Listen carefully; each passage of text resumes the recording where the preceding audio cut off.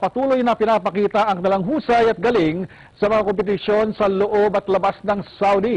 Nagbuo sila ng samahan para mas lalo pang pag-igihin at maging world class ang kanilang abilidad at talento. Yan ang balitang Middle East ni JP Aleta.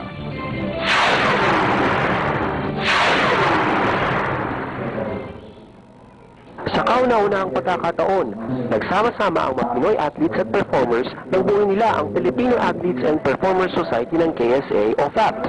Bilib at na-inspire daw sila sa mga Pinoy na nagpapakita ng husay at galing sa iba-ibang larangan ng sports at performing arts sa mga kompetisyon sa loob at labas ng kaharian, gaya ng World Championship of the Performing Arts at ang katatapos lang na pinakamalaking bowling competition ng kaharian, ang 5th King Open Bowling Tournament.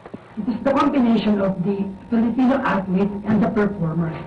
Sa kanilang induction na pinangunahan ni Consul Mohamed Lumondot, nangako silang tututukan at susuportahan ang mga pambatong talento at atletong Pinoy sa Saudi sa kanilang mga laban at pagsasanay. Is to develop a world-class performers.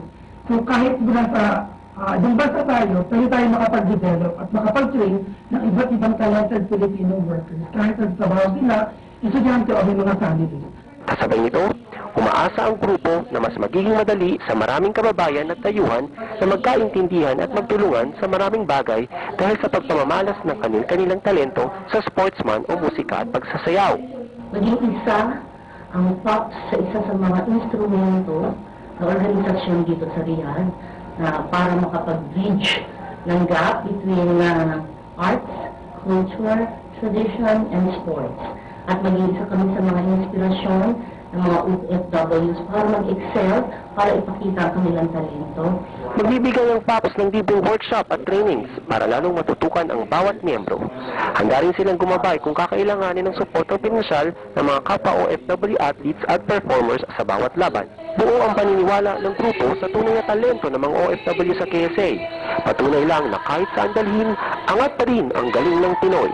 So, sports-minded, sports-oriented individual, at kung kayo po ay inclined sa arts and culture, kayo po ay welcome po mag-join sa aming organization. Let us all be productive while working in the kingdom.